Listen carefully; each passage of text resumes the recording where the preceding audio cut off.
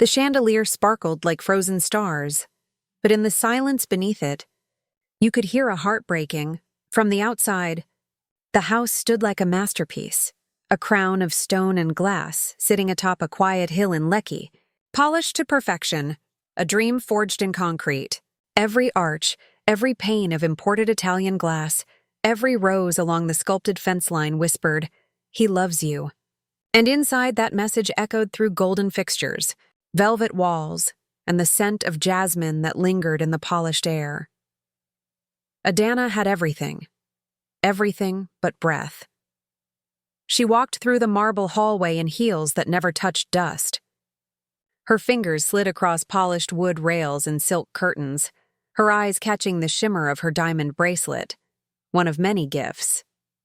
She smiled like a queen, but every smile she gave was rehearsed. She had practiced in front of mirrors, smiling when the cameras flashed, smiling when the women in her church group called her lucky, smiling when her husband, Adanna, raised his glass and said, "To the woman who made my heart a home." What they didn't know was that Adanna lived in a home that echoed. Adanna was a good man by every public measure. Tall, commanding, sharply dressed, with the presence of a man who built empires from nothing. He had grown up in the dust of Abba and risen to own companies, properties, entire blocks of land. He didn't beat her. He didn't cheat, not that she knew of. He simply wasn't there. He came home late, left early. His conversations were like contracts, clear, efficient, transactional. "Do you need anything? Are the staff behaving? The architect said we need to choose the tiles for the guest bathroom." He never asked what she felt. Never noticed that she hadn't eaten. Never looked past the surface. But the househelp did. Emeka had been hired 6 months before the mansion was completed. He was quiet, lean, and always moved as if he didn't want to be seen. Head slightly lowered, voice low and respectful, a presence like soft wind. He cooked most of the meals. She never asked him to. He just started noticing what she didn't finish. How she always picked the onions out of the egusi. How she only ate yam if it was fried with dry pepper and ginger. One morning, she came downstairs, eyes swollen from tears she hadn't wiped away in time. Adanna had flown to Abuja the night before and hadn't even said goodbye. She sat alone in the kitchen, not expecting anyone. Then a bowl of hot pepper soup appeared in front of her, steaming gently. No words. Just the sound of a spoon being placed beside the bowl. She didn't ask him why. He didn't ask her what was wrong, but from that day, she noticed him more. When the other staff avoided her, afraid of crossing a line with the madam, Emeka stayed quiet but consistent. He ironed her bedsheets without being told.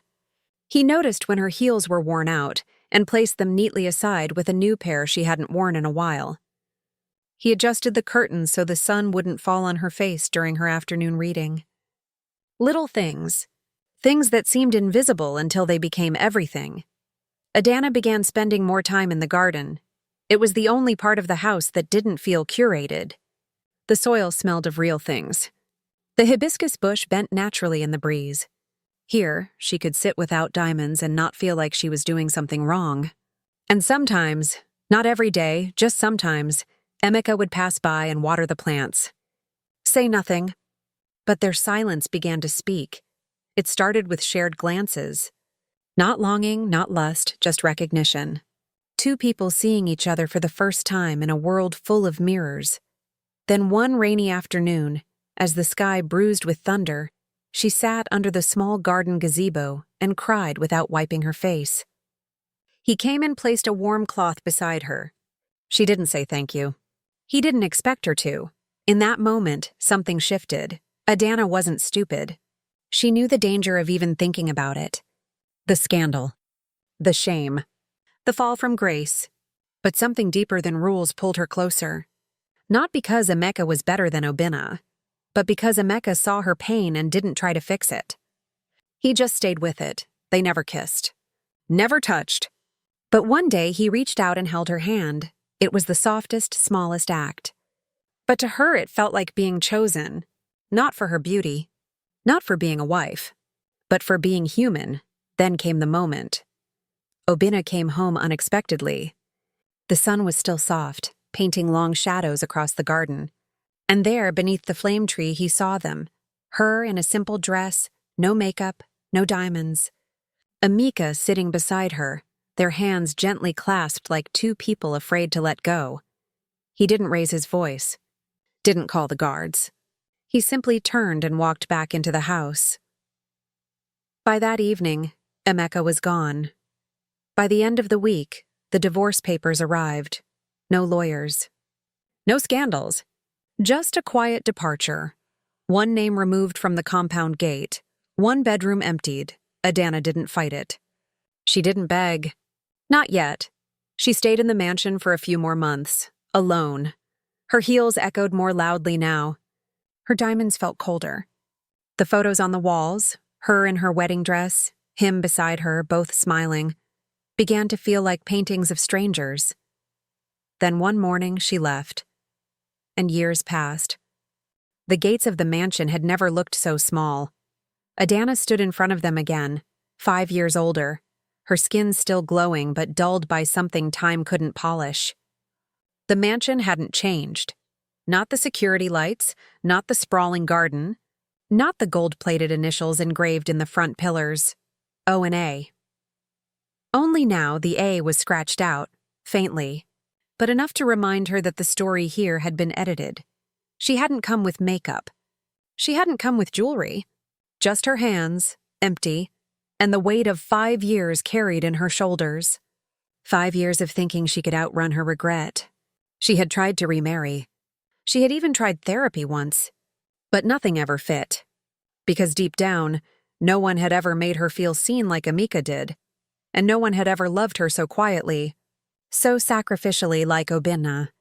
She had broken both men, and now she was back. Not to reclaim either, but to ask. It wasn't just the loneliness. It was the slow, crawling realization that everything she once called comfort had been hollowed out the moment Adanna left. She thought she had married a provider, a builder, a man who understood walls and windows. But he had built more than a house. He had built his heart into it, and she never noticed. Inside the mansion, nothing was out of place. She had imagined dust. She had imagined the staleness of abandonment. But the place smelled like pine wood and lavender, clean, lived in. She half expected to see a new woman in his life, someone who wore heels louder than hers and took up space the way she once did. But no one came down the stairs. No perfume trailed the air. The house was alive, but alone. Adanna was in the study. The door was half open. Not wide, not shut, just enough for her to know she was allowed to enter if she dared. He sat with his back turned to her, in a dark blue caftan, his frame broader now, but still regal. He didn't look at her. Not yet. She stepped in, each footstep soft against the Persian rug. The room was warm, not from temperature but from time. Books lined the walls, paperweights from cities she had never visited. A soft jazz tune played from a vintage speaker, and on the desk was a photo, her photo, still in its frame. From their honeymoon in Zanzibar, she didn't know whether to cry or apologize. He finally spoke, not turning to face her. "You're here for the house." The sentence struck her like a slow slap. Not cruel. Just final, she wanted to explain. That she wasn't here for the house. That she was here for what it used to mean. That she was trying to feel something that had once been real. But the words tangled in her throat like dry leaves. Adanna stood slowly and faced her. His eyes held no anger, no fire, just a kind of silence that had learned to survive long after the noise had stopped. That's when she realized something. He had loved her deeply, but he had also learned to live without her. He had stitched up the wound and left the scar untouched. Not out of pride, out of wisdom. She reached for the desk just to steady herself. Her voice finally arrived. "I thought I could forget." He didn't nod. He didn't speak. I thought love was meant to feel like a movie. Fire, passion, not silence. Not waiting. Not loneliness. He looked at her then. Really looked. And in that glance, she saw 1,000 memories. Her laughter echoing down the hallways. Her dancing barefoot in the garden under the rain. her smiling at a man who was trying to be her whole world without asking for anything in return. "You mistook quiet for absence," he finally said. "And noise for connection." Then he picked up a single key from the desk. The master key to the mansion. Silver, polished, untouched for years. He walked toward her, placed it gently in her palm, and said the words that broke her. "Take the house, not me." It was not bitterness. It was surrender.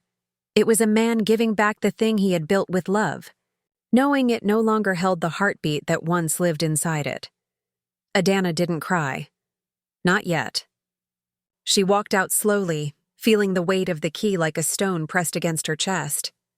The garden was still there, still trimmed, still blooming.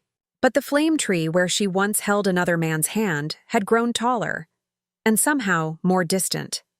That night, she slept in the mansion alone. The bedsheets were cold, the chandeliers still glittered, but there was no light behind her eyes. The silence, the same silence she once tried to escape, now wrapped around her like a punishment she had earned. She wandered the house like a stranger. Each room remembered her, but none forgave her. The kitchen was the worst. The scent of old pepper soup still clung faintly to the air, like the ghost of comfort. She stood by the window, remembering Emeka's quiet presence. The way he never asked for her smile, the way he saw her tears and didn't run. But he was gone too, lost in the past, unreachable. What haunted her most wasn't losing them. It was realizing she had confused being seen for being saved. Emeka had seen her pain, but he was never hers to keep. Obinna had loved her, but she never stayed long enough to feel it, and now all that remained was space. Beautiful, expensive, echoing space. For days, she didn't leave the house. Adanna wandered through its rooms like a woman looking for a ghost she wasn't ready to face. She wasn't searching for Obinna anymore. He had already said his goodbye. She was searching for herself. The self she used to be before diamonds, before dinners, before the flame tree. The mansion didn't feel like hers. It felt like a memory she was walking through barefoot. Everything still bore his fingerprints. Not literally. He had always been tidy, but in the details. The way the floor tiles were slightly warmer in the kitchen, because he knew her feet got cold. The way the master bedroom curtains were lined to block out 6 a.m. light, because he remembered she hated waking up to harsh sun. These weren't luxuries. They were design choices shaped by love. Love she had mistaken for maintenance. One morning, as the house creaked with heat, she opened a door she'd never noticed before. It was on the second floor, down a narrow hallway she rarely used, opposite the guest wing. It had no label, no keyhole, just a black wooden door with brass hinges that had slightly dulled over time.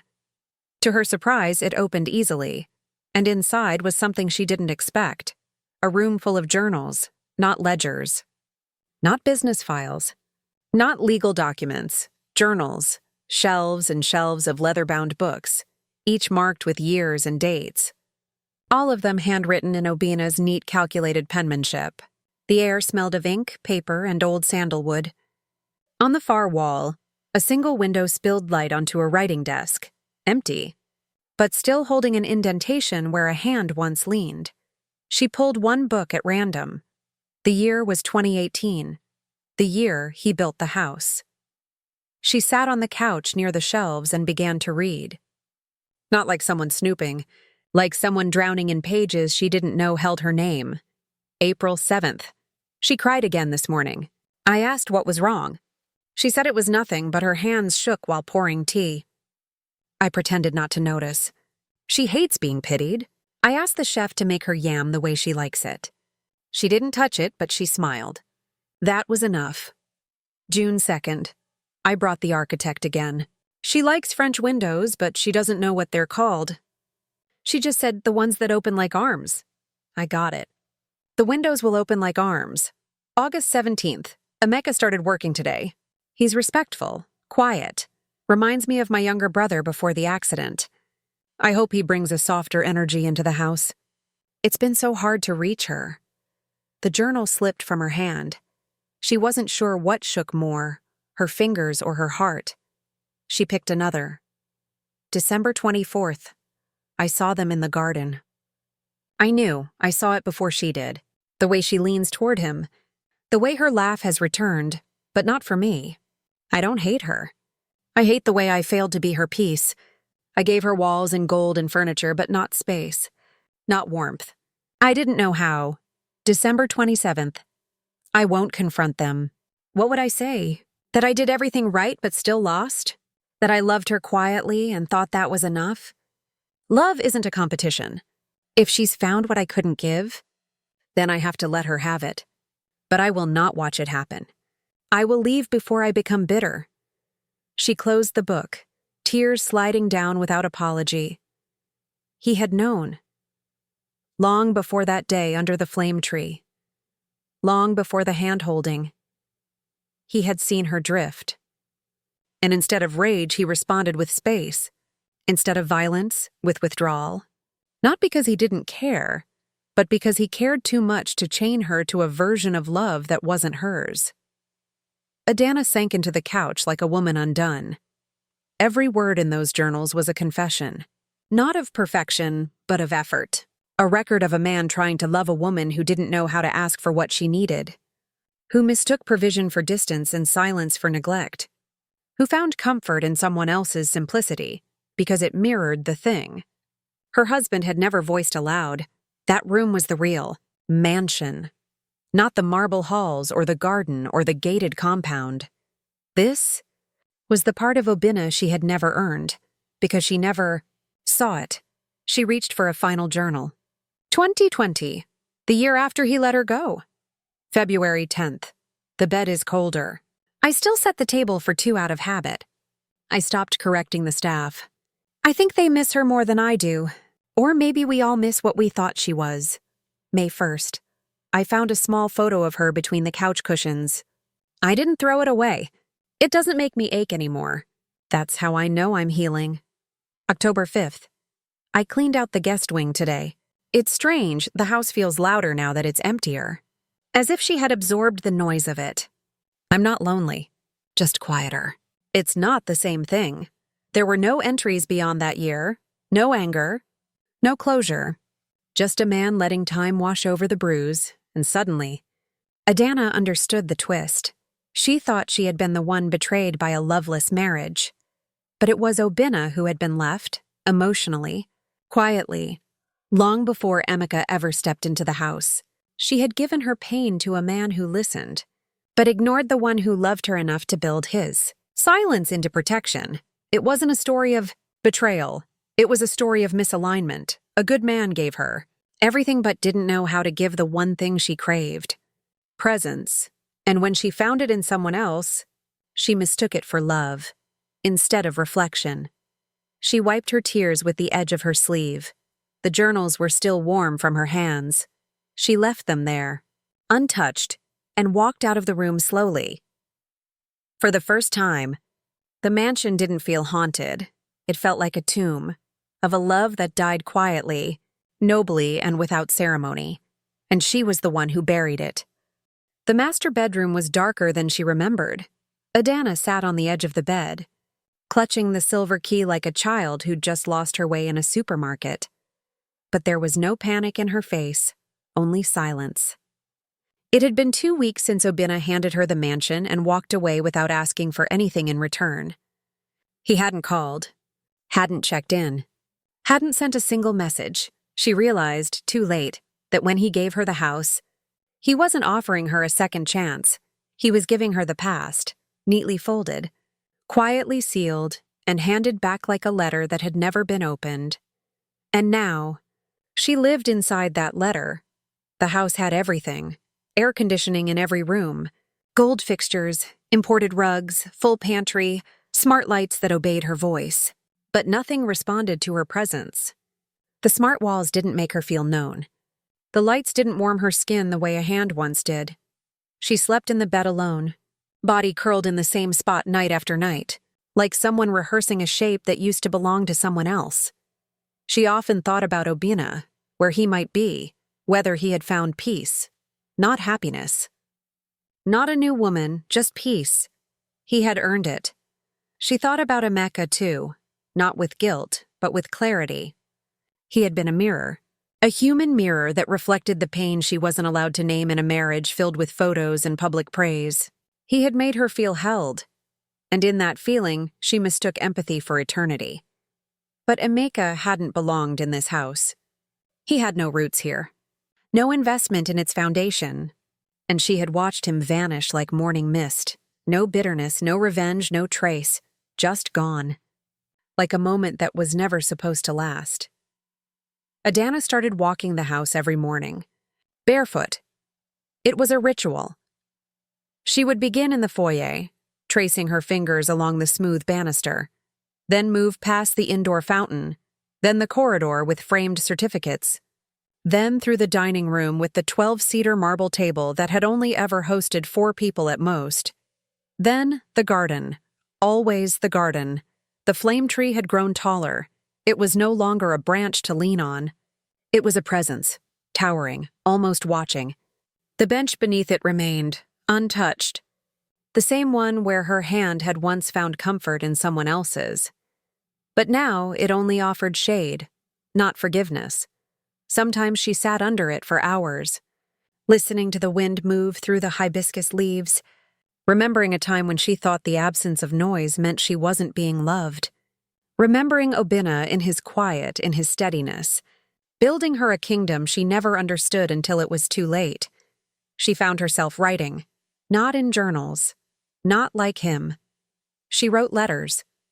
To him. To herself. To no one. Letters that began with words like, "I see you now," or, "I'm sorry I never asked what silence cost you." She never sent them. They were not for him. They were confessions. One morning, she woke up before the sun. It was different this time. The air in the room wasn't heavy. The silence wasn't loud. It was still, as if the house had finally accepted her presence without judgment. She dressed simply. White linen, bare feet. And she walked into the study, the room with the journals. She didn't touch them this time. She simply sat at the desk. The same one where Obinna had written his heart down quietly, day after day. She placed the silver key on the table and stared at it. She knew what she had to do. That afternoon, a quiet knock landed on the old caretaker's office in town. An older man opened the door and blinked twice when he saw her. Everyone knew Madame Adanna, even after all these years. But she looked different now. Not broken, just emptied. She gave him the key, no note. No explanation. "Sell the house," she said. Then she turned and walked away. She moved into a small apartment on the mainland, 2 rooms. No generator, shared parking, no garden, no chandeliers. But something shifted. She didn't need space to feel held anymore. She didn't need gold to feel seen. She began working at a local women's center, helping young women untangle their pain before it hardened into silence. Sometimes she told parts of her story, never with names, just with feelings, loneliness, misunderstanding, mistakes, growth. They listened and sometimes cried, and sometimes they healed together. Her name still echoed in social circles. Some said she had lost everything. Some said she had gone mad, but Adanna knew better. She hadn't lost. She had finally paid attention. The mansion sold in silence, just like it had been built. No drama, no headlines, just a wire transfer. The keys handed over to strangers who would fill it with different laughter, different struggles, different dreams. And Obinna? She never saw him again, not in real life.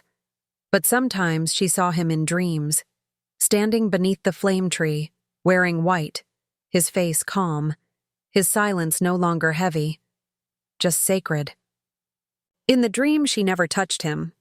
She only watched as he turned and walked away slowly, his hand brushing the tree bark like an old friend. And when she woke up, the bed was still small, the ceiling fan still squeaked, and morning still came without apology. But her heart no longer waited at the gates of a mansion. She had found something smaller, and stronger, and hers.